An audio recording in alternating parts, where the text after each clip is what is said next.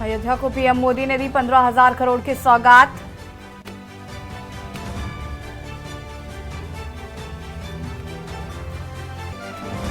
अयोध्या में प्रधानमंत्री ने किया भव्य रोड शो, हुआ जोरदार स्वागत।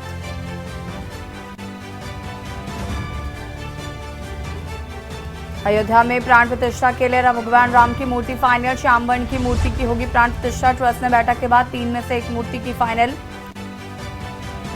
आज गोरखपुर दौरे पर सीएम योगी। गोरखपुर में 19 हेल्थ एटीएम का करेंगे लोकार्पण। भारतीय रेड क्रॉस सोसाइटी के कार्यक्रम में भी करेंगे शिरकत। और अब काशी से रामलला के दर्शन होंगे आसान। अयोध्या की दूरी महज 25 मिनट में होगी पूरी। श्रद्धालुओं की संख्या को बढ़ते देख बड़े विमान सेवा। पहाड़ों से ठंडा हुआ यूपी का दिन। मसूरी से कम 7 शहरों का पारा। आज 51 जिलों में कोहरे का अलर्ट। 17 flight cancel. आप देख रहे हैं के न्यूज, खबरों का सारथी। नमस्कार, मैं हूं आपके साथ यशु शुक्ला और बात कर रहे हैं रामनगरी में। नमो और सीधे आपको ले चलते हैं अयोध्या, जहां पर प्रधानमंत्री नरेंद्र मोदी क्या कुछ कह रहे, सुन लेते हैं। यात्री रहे केरला में सबरीमाला यात्रा हो, आंध्र तेलंगाना में मेदाराम में समक्का और सरक्का की यात्रा हो, नागोबा यात्रा, इनमें लाखों की संख्या में श्रद्धालु जुड़ते हैं। यहां बहुत कम लोगों को पता होगा कि केरला में भगवान राम और उनके भाइयों भरत, लक्ष्मण और शत्रुघ्न के धाम की भी यात्रा होती है। ये यात्रा नालंबम यात्रा के नाम से जानी जाती है। इसके अलावा देश में कितनी ही परिक्रमाएं भी जारी रही है। गोवर्धन परिक्रमा, पंचकोशी परिक्रमा, 84 कोसी परिक्रमा, ऐसी यात्राओं और परिक्रमाओं से हर भक्त का ईश्वर के प्रति जुड़ाव और मजबूत होता है। बौद्ध धर्म में भगवान बुद्ध से जुड़े स्थलों गया, लुम्बिनी, कपिलवस्तु, सारनाथ, कुशीनगर की यात्राएं होती हैं। राजगीर बिहार में बुद्ध अनुयायियों की परिक्रमा होती है। जैन धर्म में पावागढ़, समेत शिखर जी, पालीताना, कैलाश की यात्रा हो। सिखों के लिए पंच तख्त यात्रा और गुरुधाम यात्रा हो। अरुणाचल प्रदेश में नॉर्थ ईस्ट से परशुराम कुंड की विशाल यात्रा हो। इनमें शामिल होने के लिए श्रद्धालु पूरी आस्था के साथ जुड़ते हैं। देश भर में सदियों से हो रही इन यात्राओं के लिए वैसा ही समुचित इंतजाम भी किए जाते हैं। अब अयोध्या में हो रहे ये निर्माण कार्य यहां आने वाले हर राम भक्त के लिए अयोध्या धाम की यात्रा को, भगवान के दर्शन को और आसान बनाएंगे। साथियों, ये ऐतिहासिक क्षण बहुत भाग्य से हम सभी के जीवन में आया है। हमें देश के लिए नव संकल्प लेना है, खुद को नई ऊर्जा से भरना है। इसके लिए 22 जनवरी को आप सभी अपने घरों में, मैं पूरे देश के 140 करोड़ देशवासियों को अयोध्या की इस पवित्र भूमि से प्रार्थना कर रहा हूं। अयोध्या की प्रभु राम की नगरी से प्रार्थना कर रहा हूं। मैं 140 करोड़ देशवासियों को हाथ जोड़ करके प्रार्थना कर रहा हूं कि आप 22 जनवरी को जब अयोध्या में प्रभु राम विराजमान हो, अपने घरों में भी श्री राम ज्योति जलाएं, दीपावली मनाएं। 22 जनवरी की शाम पूरे हिंदुस्तान में जगमग जगमग होनी चाहिए। लेकिन साथ ही मेरे सभी देशवासियों से एक करबद्ध प्रार्थना और भी है। हर किसी की इच्छा है कि 22 जनवरी को होने वाले आयोजन का साक्षी बनने के लिए वो स्वयं अयोध्या आए। लेकिन आप भी जानते हैं कि हर किसी का आना संभव नहीं है। अयोध्या में सबका पहुंचना बहुत मुश्किल है और इसलिए सभी राम भक्तों को, देश भर के राम भक्तों को, उत्तर प्रदेश के विशेष करके राम भक्तों को मेरा हाथ जोड़ करके प्रणाम के साथ प्रार्थना है, मेरा आग्रह है कि 22 जनवरी को एक बार विधि पूर्वक कार्यक्रम हो जाने के बाद 23 तारीख के बाद अपनी सुविधा के अनुसार वो अयोध्या आए। अयोध्या आने का मन 22 तारीख को न बनाए। प्रभु राम जी को तकलीफ हो ऐसा हम भक्त कभी कर नहीं सकते हैं। प्रभु राम जी पधार रहे हैं तो हम भी कुछ दिन इंतजार करें। 550 साल इंतजार किया है, कुछ दिन और इंतजार कीजिए। और इसलिए सुरक्षा के लिहाज से, व्यवस्था के लिहाज से मेरी आप सबसे बार बार प्रार्थना है कि कृपा करके, क्योंकि आप प्रभु राम के दर्शन, अयोध्या का नव्य भव्य दिव्य मंदिर आने वाली सदियों तक दर्शन के लिए उपलब्ध है। आप जनवरी में आए, फरवरी में आए, मार्च में आए, 1 साल के बाद आए, 2 साल के बाद आए, मंदिर है ही। और इसलिए 22 जनवरी को यहां पहुंचने के लिए भीड़भाड़ करने से आप बचिए, ताकि यहां जो व्यवस्था है, मंदिर के जो व्यवस्थापक लोग हैं, मंदिर का जो ट्रस्ट है, हमें इतना पवित्र काम उन्होंने किया है, इतनी मेहनत करके किया है, पिछले 3-4 साल से दिन रात काम किया है, उनको हमारी तरफ से कोई तकलीफ नहीं होनी चाहिए। और इसलिए मैं बार बार आग्रह करता हूं कि 22 को यहां पहुंचने का प्रयास हम न करें। कुछ ही लोगों को निमंत्रण गया है, वे लोग आएंगे और 23 के बाद सारे देशवासियों के लिए आना बड़ा सरल हो जाएगा। साथियों, आज मेरा एक आग्रह मेरे अयोध्या के भाई बहनों से, आपको देश और दुनिया के अनगिनत अतिथियों के लिए तैयार होना है। अब देश दुनिया के लोग लगातार हर रोज अयोध्या आते रहेंगे। लाखों की तादाद में लोग आने वाले हैं, अपनी अपनी सुविधा से आएंगे। कोई 1 साल में आएगा, 2 साल में आएगा, 10 साल में आएगा, लेकिन लाखों लोग आएंगे। और ये सिलसिला अब अनंत काल तक चलेगा, अनंत काल तक चलेगा। इसलिए अयोध्या वासियों को, आपको भी एक संकल्प लेना है, और ये संकल्प है अयोध्या नगर को भारत का सबसे स्वच्छ शहर बनाने का। ये स्वच्छ अयोध्या, ये अयोध्या वासियों की जिम्मेदारी है, और इसके लिए हमें मिलकर हर कदम उठाना है। मैं आज देश के सभी तीर्थ क्षेत्रों और मंदिरों से अपना आग्रह दोहराऊंगा।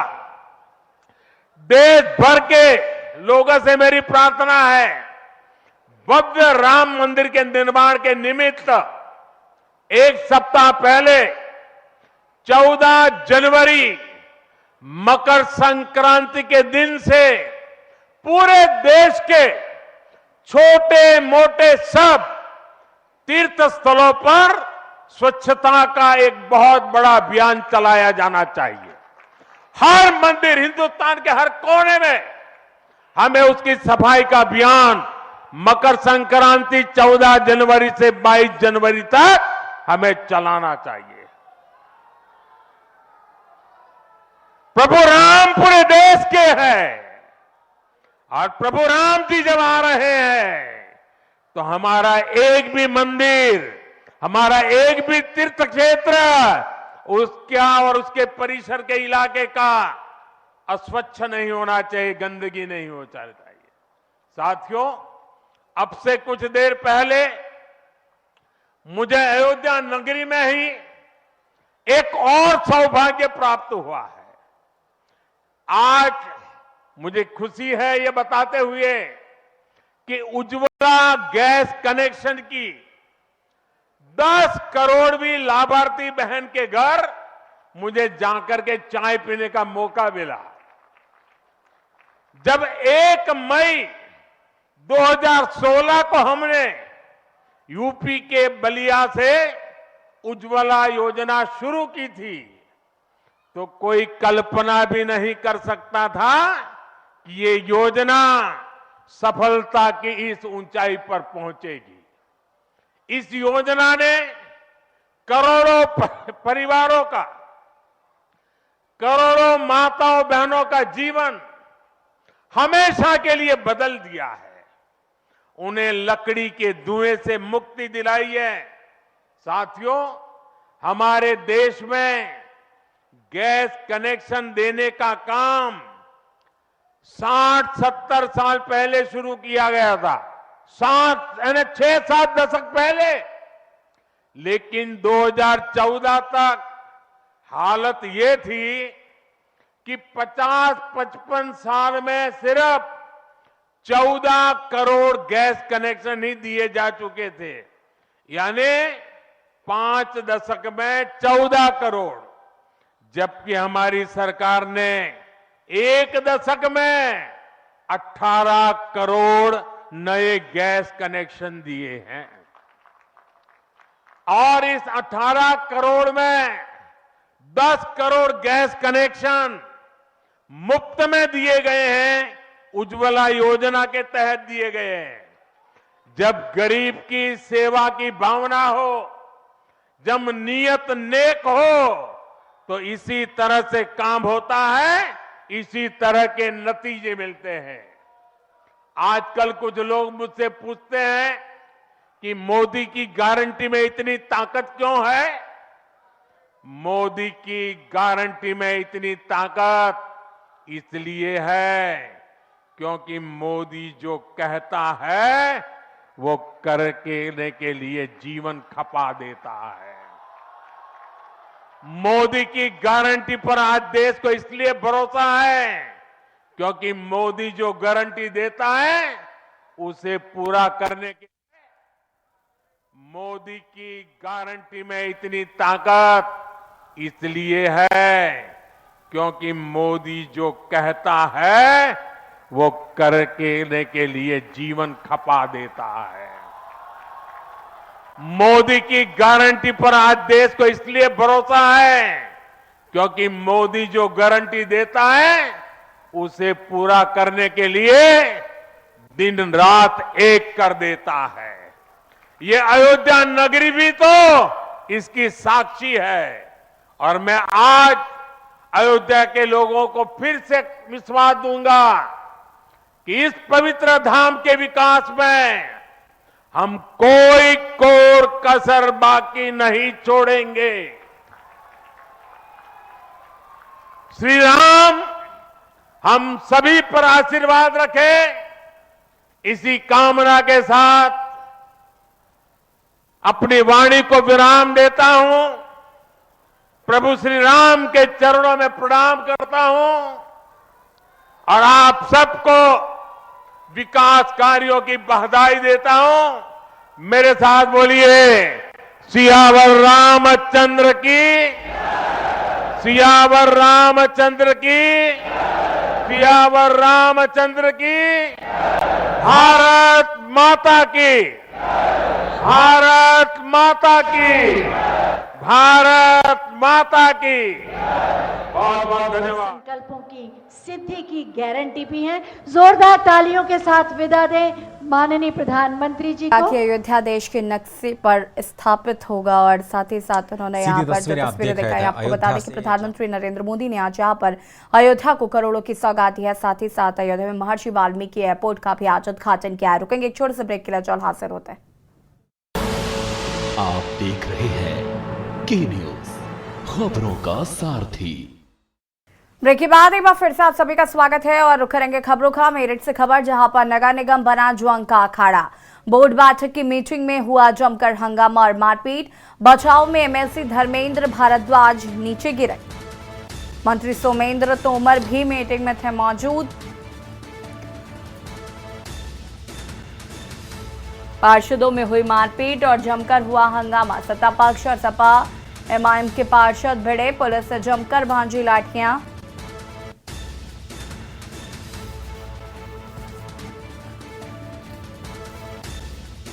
पुलिस ने जमकर भांजी लाठियां। मेरठ से खबर, नगर निगम बना जुआंग का अखाड़ा।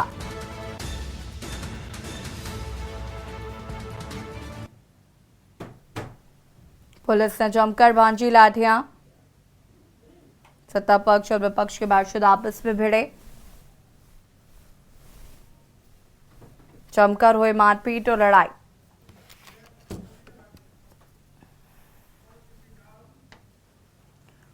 अमरोहा से खबर, जहां पर पुलिस ने शुरू की नई पहल। बुलेट में पटाखे वाला साइलेंसर लगाने वालों पर कार्रवाई। पटाखे के साइलेंसर निकालकर थाने के सामने चलाया गया रोलर। पटाखे वाले साइलेंसर लगाने वालों की चेतावनी की 25 बुलेट मोटरसाइकिलों के निकले साइलेंसर। थाने के सामने रोड पर रखकर साइलेंसरों पर चलाए गए रोलर। सीओ श्वेताब भास्कर की मौजूदगी में हुई है कार्रवाई। अमरोहा के गजरौला थाना क्षेत्र का ये पूरा मामला बताया जा रहा है।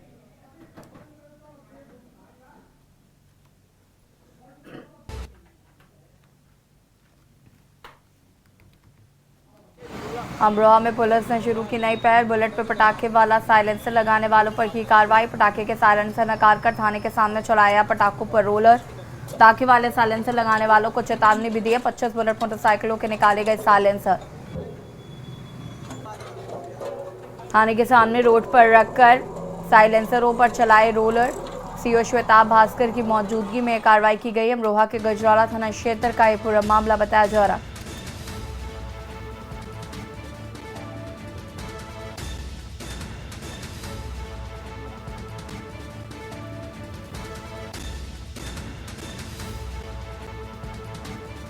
पच्चीस बुलेट मोटरसाइकिलों के निकले साइलेंसर। थाने के सामने रोड पर रखकर साइलेंसरों पर चलाए गए रोलर। सीओ श्वेताब भास्कर की मौजूदगी में हुई है कार्रवाई। अमरोहा के गजरौला थाना क्षेत्र का ये पूरा मामला बताया जा रहा है।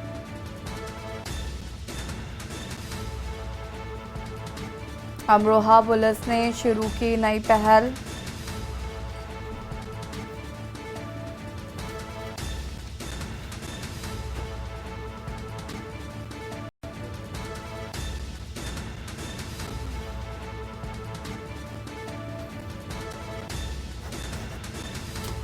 पच्चीस बुलेट मोटरसाइकिलों के निकले साइलेंसर।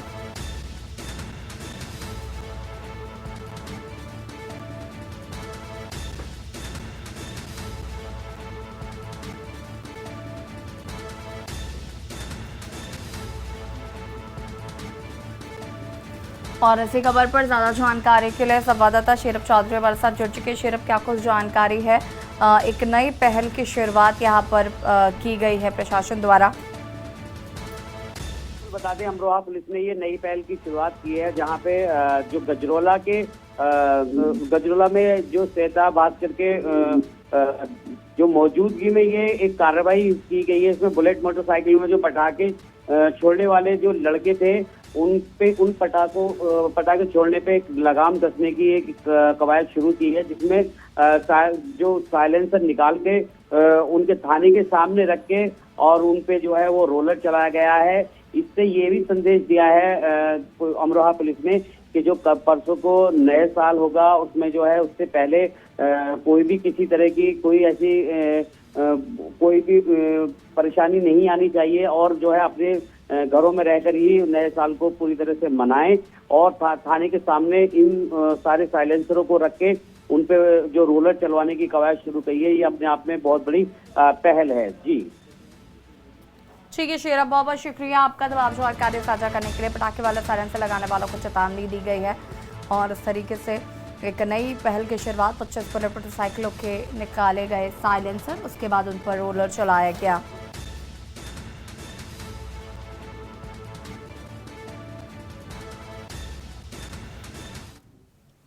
बुलंदशहर से खबर, जहां पर टैंकर ने बाइक सवार 2 लोगों को टक्कर मारी। जीजा साले की मौके पर हुई दर्दनाक मौत। स्थानीय लोगों ने हादसे की पुलिस को दी सूचना। पुलिस ने दोनों के शवों को पोस्टमार्टम के लिए भेजा। टैंकर चालक टैंकर को छोड़कर मौके से हुआ फरार। सिकंदराबाद कोतवाली क्षेत्र के सरोधनगंज का ये पूरा मामला बताया जा रहा है।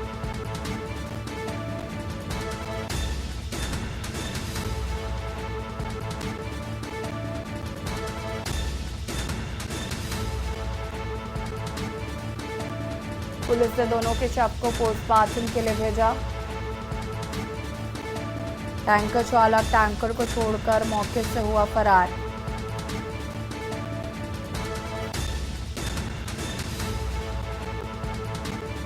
बुलंदशहर से खबर, टैंकर ने बाइक सवार 2 लोगों को मारी टक्कर। जीजा साले की मौके पर हुई दर्दनाक मौत। स्थानीय लोगों ने हादसे की पुलिस को दी सूचना।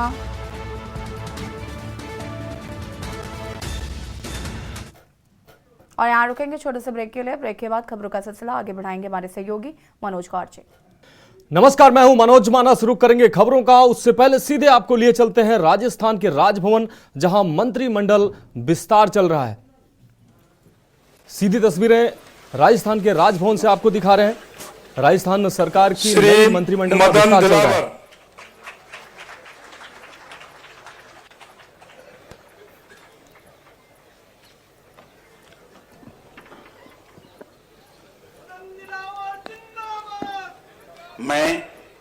मैं मदन दिलावर ईश्वर की शपथ लेता हूं कि मैं विधि द्वारा स्थापित भारत के संविधान के प्रति सच्ची श्रद्धा और निष्ठा रखूंगा।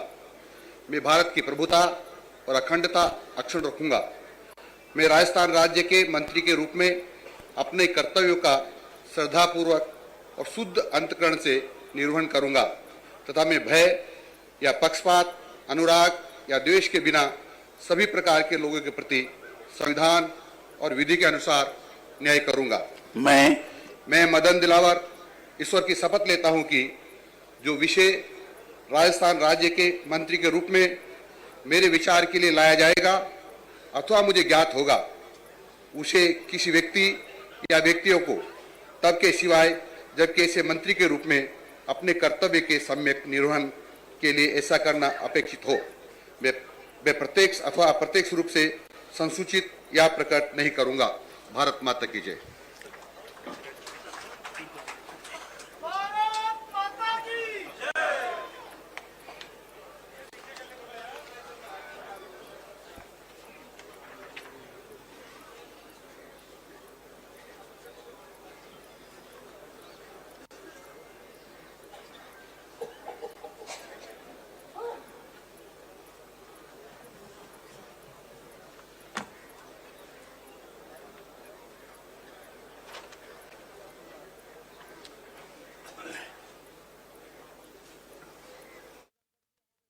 संवाददाता सुनील शर्मा राजस्थान से हमारे साथ जुड़ गए हैं। सुनील, भजनलाल सरकार का मंत्रिमंडल विस्तार हुआ है, कई मंत्रियों ने मंत्री पद की शपथ ली है। आपको बता दें राज्यवर्धन राठौर जैसे कई चेहरे इस मंत्रिमंडल में शामिल हैं। क्या कुछ अहम अपडेट है? कौन कौन से वो चेहरे हैं जो मंत्रिमंडल में शामिल हुए हैं और कौन से प्रमुख चेहरे हैं जो मंत्रिमंडल में अब इस बार भी छूट गए हैं?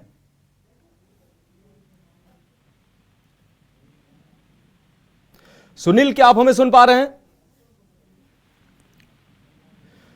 तो हमारे संवाददाता सुनील शर्मा से हमारा संपर्क नहीं हो पा रहा है। हम दोबारा उनसे संपर्क साधने की कोशिश करेंगे। आपको बता दें कि मुख्यमंत्री भजनलाल शर्मा के मंत्रिमंडल विस्तार की ये तस्वीरें आपको दिखा रहे हैं। राजस्थान में भाजपा सरकार बनने के बाद मंत्रिमंडल विस्तार किया जा रहा है। आपको बता दें, राज्यवर्धन राठौड़ ने मंत्री पद की शपथ ली है। इसके अलावा किरोड़ी मल मीणा ने भी निर्वहन करूंगा तथा मैं भय या पक्षपात, अनुराग या द्वेष के बिना सभी प्रकार के लोगों के प्रति संविधान और विधि के अनुसार न्याय करूंगा।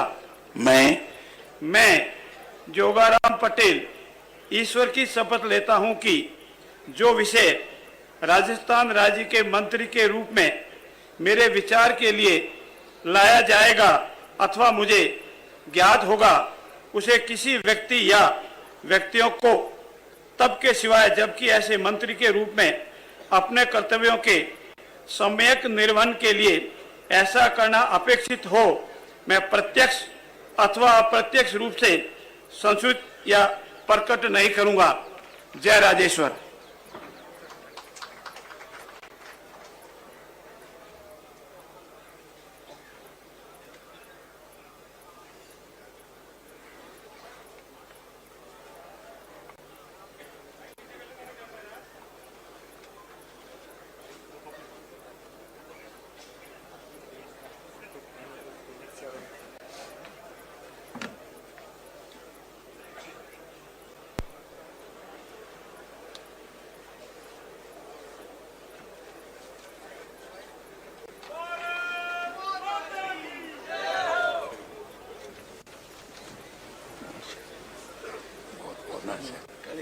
बधाई आप। तो राज्यपाल कलराज श्री सुरेश सिंह रावत।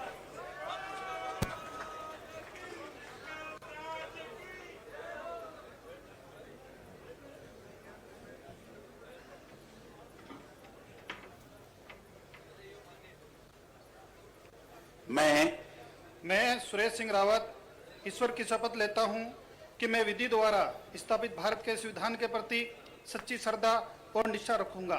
मैं भारत की प्रभुता और अखंडता अक्षुण्ण रखूंगा। मैं राजस्थान राज्य के मंत्री के रूप में अपने कर्तव्यों का श्रद्धापूर्वक और शुद्ध अंतकरण से निर्वाह करूंगा तथा मैं भय या पक्षपात, अनुराग या द्वेष के बिना सभी प्रकार के लोगों के प्रति संविधान और विधि के अनुसार न्याय करूंगा। मैं गोपनीयता की मैं सुरेश सिंह रावत ईश्वर की शपथ लेता हूं कि जो विषय राजस्थान राज्य के मंत्री के रूप में मेरे विचार के लिए लाया जाएगा अथवा मुझे ज्ञात होगा, उसे किसी व्यक्ति या व्यक्तियों को तब के सिवाय जबकि ऐसे मंत्री के रूप में अपने कर्तव्यों के सम्यक निर्वहन के लिए ऐसा करना अपेक्षित हो, मैं प्रत्यक्ष अथवा अप्रत्यक्ष रूप से असूचित या प्रकट नहीं करूंगा। जय हिंद, जय भारत, जय पुष्कराज महाराज की।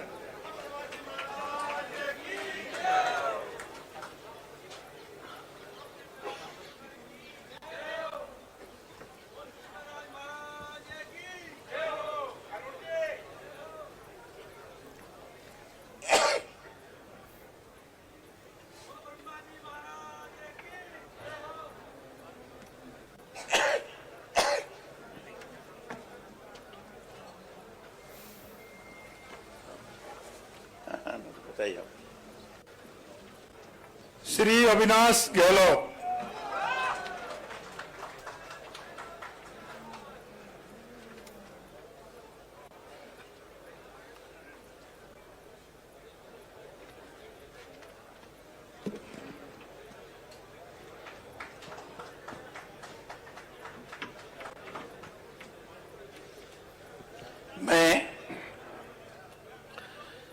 मैं अविनाश नाथुराम गहलोत ईश्वर की शपथ लेता हूं कि मैं विधि द्वारा स्थापित भारत के संविधान के प्रति सच्ची श्रद्धा और निष्ठा रखूंगा। मैं भारत की प्रभुता और अखंडता अक्षुण्ण रखूंगा। मैं राजस्थान राज्य के मंत्री के रूप में अपने कर्तव्यों का श्रद्धापूर्वक और शुद्ध अंतःकरण से निर्वहन करूंगा तथा मैं भय या पक्षपात, अनुराग या द्वेष के बिना सभी प्रकार के लोगों के प्रति संविधान और विधि के अनुसार न्याय करूंगा। मैं अविनाश नाथुराम गहलोत ईश्वर की शपथ लेता हूं कि जो विषय राजस्थान राज्य के मंत्री के रूप में मेरे विचार के लिए लाया जाएगा अथवा मुझे ज्ञात होगा, उसे किसी व्यक्ति या व्यक्तियों को तब के सिवाय जबकि ऐसे मंत्री के रूप में अपने कर्तव्यों के सम्यक निर्वहन के लिए ऐसा करना अपेक्षित हो, मैं प्रत्यक्ष अथवा अप्रत्यक्ष रूप से संसूचित या प्रकट नहीं करूंगा। भारत माता की जय। जय जय राजस्थान, जय श्री राम।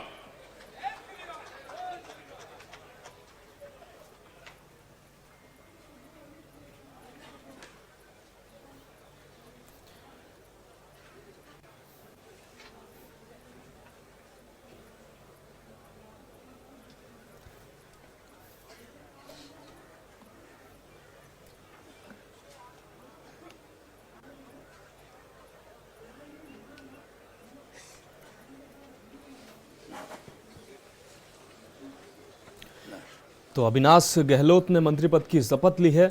श्री जोराराम कुमावत।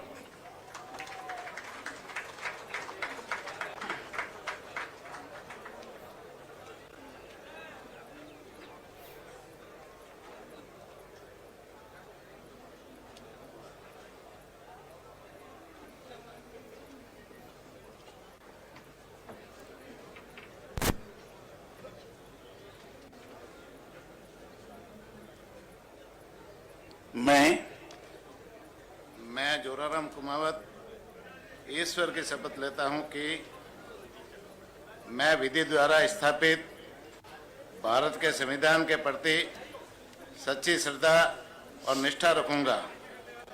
मैं भारत की प्रभुता और अखंडता अक्षुण्ण रखूंगा। मैं राजस्थान राज्य के मंत्री के रूप में अपने कर्तव्यों का श्रद्धापूर्वक और शुद्ध अंतःकरण से निर्वहन करूंगा तथा मैं भय या पक्षपात, अनुराग या द्वेष के बिना सभी प्रकार के लोगों के प्रति संविधान और विधि के अनुसार न्याय करूंगा। मैं जोराराम कुमावत ईश्वर की शपथ लेता हूं कि जो विषय राजस्थान राज्य के मंत्री के रूप में मेरे विचार के लिए लाया जाएगा अथवा मुझे ज्ञात होगा, उसे किसी व्यक्ति या व्यक्तियों को तब के सिवाय जबकि ऐसे मंत्री के रूप में अपने कर्तव्यों के सम्यक निर्वहन के लिए ऐसा करना अपेक्षित हो, मैं प्रत्यक्ष अथवा अप्रत्यक्ष रूप से संसूचित या प्रकट नहीं करूंगा। जय हिंद, जय भारत, जय राजस्थान।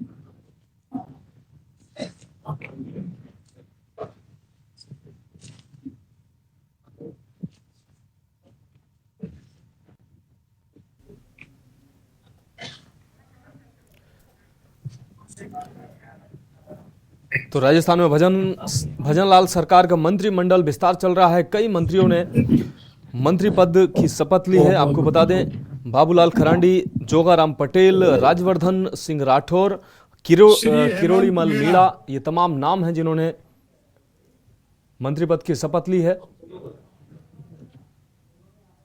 तो भजनलाल सरकार की मंत्रिमंडल का विस्तार चल रहा है। ये सीधी तस्वीरें राजस्थान राजभवन से अपने दर्शकों को दिखा रहे हैं। 15 दिसंबर को भजनलाल शर्मा ने मुख्यमंत्री पद की शपथ ली थी। राजवर्धन राठौर, किरोड़ी लाल मीणा ने मंत्री पद की शपथ ली है।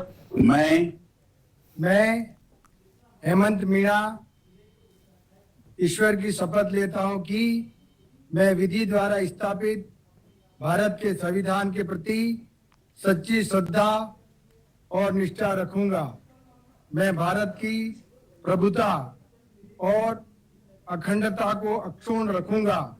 मैं राजस्थान के मंत्री के रूप में अपने कर्तव्यों का श्रद्धापूर्वक और शुद्ध अंतःकरण से निर्वहन करूंगा तथा मैं भय या पक्षपात, अनुराग या द्वेष के बिना सभी प्रकार के लोगों के प्रति संविधान और विधि के अनुसार न्याय करूंगा। मैं हेमंत मीणा ईश्वर की शपथ लेता हूं कि जो विषय राजस्थान राज्य के मंत्री के रूप में मेरे विचार के लिए लाया जाएगा अथवा मुझे ज्ञात होगा, उसे किसी व्यक्ति या व्यक्तियों को तब के सिवाय जबकि ऐसे मंत्री के रूप में अपने कर्तव्यों के सम्यक निर्वहन के लिए ऐसा करना अपेक्षित हो, मैं प्रत्यक्ष अथवा अप्रत्यक्ष रूप से संसूचित या प्रकट नहीं करूंगा। जय हिंद, जय भारत। तो हेमंत मीणा ने मंत्री पद की शपथ ली है। भजनलाल सरकार की मंत्रिमंडल का विस्तार चल रहा है, इस बीच हेमंत मीणा ने मंत्री पद की शपथ ली है। तो तमाम वो चेहरे, वो नाम जिन्होंने मंत्री पद की शपथ ली है, राजवर्धन राठौर, किरोड़ी लाल मीणा ने मंत्री पद की शपथ ली है। सुबह सीएम ने राजभवन में राज्यपाल से मुलाकात की थी, उसके बाद मंत्रिमंडल विस्तार हुआ है। जोगेश्वर गर्ग, हीरालाल नागर, ये तमाम नाम हैं। गजेंद्र सिंह ख्यूसर, विजयपाल सिंह नावा को शपथ दिलाई गई है। अविनाश गहलोत, जवाहर, किरोड़ी लाल मीणा, ये वो नाम है जिनको मंत्री पद की शपथ दिलाई गई है।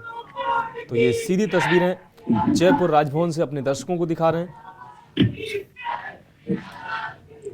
मैं कन्हैयालाल ईश्वर की शपथ लेता हूं कि मैं विधि द्वारा स्थापित भारत के संविधान के प्रति सच्ची श्रद्धा और निष्ठा रखूंगा। मैं भारत की संप्रभुता और अखंडता अक्षुण्ण रखूंगा। मैं राजस्थान राज्य के मंत्री के रूप में अपने कर्तव्यों का श्रद्धापूर्वक और शुद्ध अंतःकरण से निर्वहन करूंगा तथा मैं भय या पक्षपात, अनुराग या द्वेष के बिना सभी प्रकार के लोगों के प्रति संविधान और विधि के अनुसार न्याय करूंगा।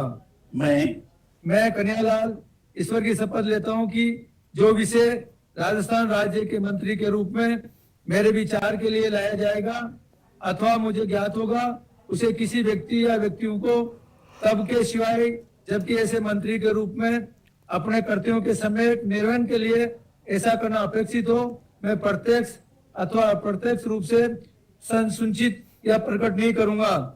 जय किलेश्वर महादेव।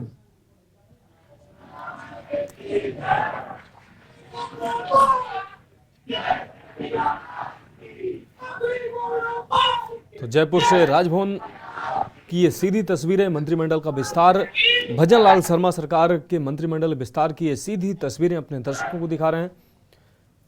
कई वो चेहरे जिन्होंने मंत्री पद की शपथ ली है, अविनाश गहलोत, झावर खर्रा, गौतम ढक, कन्हैया चौधरी, कन्हैयालाल चौधरी, ये तमाम नाम हैं जिन्होंने मंत्री पद की शपथ ली है। तो जयपुर राजभवन से ये सीधी तस्वीरें अपने दर्शकों को दिखा रहे हैं। भजनलाल शर्मा सरकार की मंत्रिमंडल का विस्तार चल रहा है। 15 दिसंबर को भजनलाल ने मंत्री पद की शपथ ली थी। इसके 15 दिन बाद आज मंत्री पद की सरकार के मंत्रिमंडल का विस्तार हो रहा है।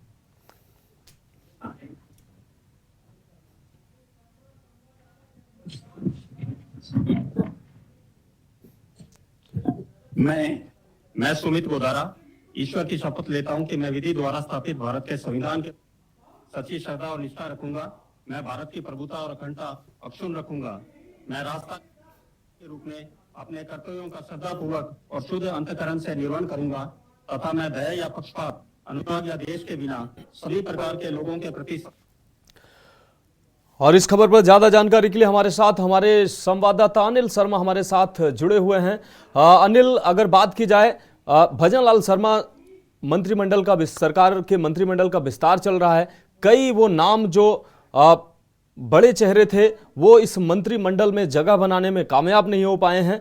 क्या कुछ अहम अपडेट है? इन बड़े चेहरों को मंत्रिमंडल में जगह नहीं दी गई है, क्या कहेंगे आप? जी, मैं बताना चाहूंगा कि जो के न्यूज में सुबह एक खबर चलाई थी। खबर में जिन नामों पे मोहर लगी थी वो नाम वाकई में खुलते हुए आ रहे हैं। जो के न्यूज की जो खबर थी उस खबर पे एक मोहर लगी है। जिन जिन नामों की लिस्ट के न्यूज पे चली थी उन नामों पर सहमति बनी है। चाहे हम बात करें सुरेश रावत पुष्कर से विधायक हैं, इनको भी मंत्रिमंडल में जगह दी गई है। और राजस्थान के जो दिग्गज नेता है किरोड़ी लाल मीणा को भी कैबिनेट में जगह दी है। हम बात करें कन्हैया लाल चौधरी की, जोरा राम की और कई जो अन्य नाम है जो नामों पर सहमति बनेगी। जी अभी सबसे बड़ा नाम है जो कालीचरण सराफ है, का अभी तक मंत्रिमंडल में नाम नहीं आया, ये एक आश्चर्यचकित बात है। तमाम और जो बड़े जो नाम है जिन नामों पर अटकलें लगाई जा रही थी और जिन नामों पर अटकलें लगाई जा रही थी वो नाम अभी तक खुले नहीं है। अब देखने की बात यह है कि जो मंत्रिमंडल विस्तार हुआ है इसमें हम बात करें जातिगत संतुलन की, हम बात करें युवाओं की, हम बात करें जो आरएसएस से जो जुड़े हुए विधायक है उन नामों पर सहमति बनी है। जी अनिल, बड़ी बात यह है कि जिस तरीके से जो राजस्थान राजनीति के बीजेपी के दिग्गज माने जाते थे, बड़े चेहरे थे, उनको साइड किया गया है और पूरी तरीके से नया मंत्रिमंडल, नए मुख्यमंत्री को बिल्कुल नया मंत्रिमंडल सौंपा गया है। जी देखिएगा, जो प्रधानमंत्री नरेंद्र मोदी जी, इनका भी एक सोच थी कि युवाओं को आगे लाया जाए, क्योंकि युवाएं भविष्य की देश की राजनीति के जो चेहरे हैं उन युवाओं को साधते हुए मंत्रिमंडल में जगह दी है। और जो दिग्गज नेता हुआ करते थे भाजपा के, हम बात करें राजेंद्र राठौड़ की, हम बात करें सतीश पूनिया की, उनकी पहले से ही जो चुनाव हुए थे, चुनाव में उनकी हार हो चुकी थी, लेकिन अटकलें ये लगाई जा रही थी कि क्या इनको भी मंत्रिमंडल में जगह मिल सकती है। जी हाँ अनिल, एक और महत्वपूर्ण सवाल है कि जिस तरीके से वसुंधरा राजे लॉबिंग कर रही थी शुरुआत में मुख्यमंत्री बनने की, उसके बाद उनको मुख्यमंत्री नहीं बनाया गया, लेकिन उनके जो कुछ जो करीबी लोग थे उनको मंत्रिमंडल में कितनी जगह मिलती नजर आ रही है? जी मैं बताऊं, मंत्रिमंडल में सबका ध्यान रखा गया है। जैसे हम बात करें वसुंधरा गुट की भी कई विधायक है जो मंत्री बनने में सफल हुए हैं। तो कहीं ना कहीं ये देखा जा रहा है कि राजस्थान में एक सक्षम जो मंत्रिमंडल है वो मंत्रिमंडल आम राजस्थान वासियों को मिलेगा। और राजस्थान वासी है वो भी ये विश्वास जता रहे कि जो आने वाला समय है वो राजस्थान का एक विकास का पल होगा। अनिल, अगर वसुंधरा राजे की बात की जाए तो वसुंधरा राजे की अब राजनीति का भविष्य क्या है और वो तमाम जो बड़े चेहरे हैं, क्या अब उनको केंद्र की राजनीति में बीजेपी इस्तेमाल करेगी? जी देखिएगा, जो कुछ महीनों बाद ही लोकसभा चुनाव है। लोकसभा चुनावों में जो बड़े नेता थे वो बड़े नेता चेहरा भी बन सकते हैं। हम बात करें वसुंधरा राजनीति में एक बड़ा ओहदा रखते हैं और कहीं ना कहीं जो जिनको टिकट नहीं मिली थी उनको शायद लोकसभा सीट से भी उतारा जा सकता है। जी अनिल, एक और अहम सवाल यह है कि जिस तरीके से नई मंत्रिमंडल है, 2024 लोकसभा चुनाव को देखते हुए ये मंत्रिमंडल इस तरीके से मंत्रिमंडल बनाया गया है। कई ऐसे चेहरे हैं जो नए हैं और जिनको अभी राजनीति में शुरुआत वो करेंगे, नए मंत्री बने हैं। और दिग्गजों की अगर बात की जाए तो दिग्गज इस मंत्रिमंडल में शामिल नहीं है। ऐसे में 2024 को ध्यान में रखते हुए ये मंत्रिमंडल बनाया गया है। और अगर बात की जाए जातिगत तालमेल बनाया गया है या 2024 को किस तरीके से देखते हुए इसको बनाया गया? जी देखिएगा, युवा वोट है वो युवा वोट राजनीति में एक अहम योगदान रखते हैं। तो भाजपा के जो आला कमान है, जैसे हम बात करें मोदी की, नरेंद्र मोदी जी की, हम बात करें अमित शाह की, जेपी नड्डा जी की, तो इन्होंने जब राजस्थान में जब इनके दौरे हुए थे तो दौरों में ये कहा था कि हम युवाओं को तवज्जो देते हैं। भाजपा पार्टी है वो युवाओं को मौका देती है और इसी को देखते हुए मंत्रिमंडल में भी जो कई युवा ऐसे हैं जिनको पहली बार मंत्री पद मिला है। जब देखने की बात यह है कि जो लोकसभा चुनाव है, लोकसभा चुनाव में युवाओं के लिए एक महत्वपूर्ण जो कदम पहल की गई है कि हम युवाओं को भी आगे ला रहे हैं। तो कहीं ना कहीं लोकसभा में इनकी लोकसभा में इनको फायदा मिल सकता है। हम बात करें जातिगत संतुलन की, जातिगत संतुलन से इन्होंने हर जाति से मंत्रिमंडल में जगह दी है। निश्चित रूप से अनिल, निश्चित रूप से सोशल इंजीनियरिंग जो है बीजेपी ने मंत्रिमंडल में भी किया है और 2024 लोकसभा चुनाव को ध्यान में रखते हुए जातिगत समीकरणों को भी ध्यान में रखा है और तमाम इन समीकरणों को ध्यान में रखा है जो 2024 में भाजपा को फायदा पहुंचा सकें, चाहे वो युवाओं का ध्यान रखना हो, चाहे अन्य तमाम चीजों को हो। तो देश की बात में अभी मेरे साथ इतना ही, मुझे दीजिए इजाजत और आप देखते रहिए के न्यूज इंडिया।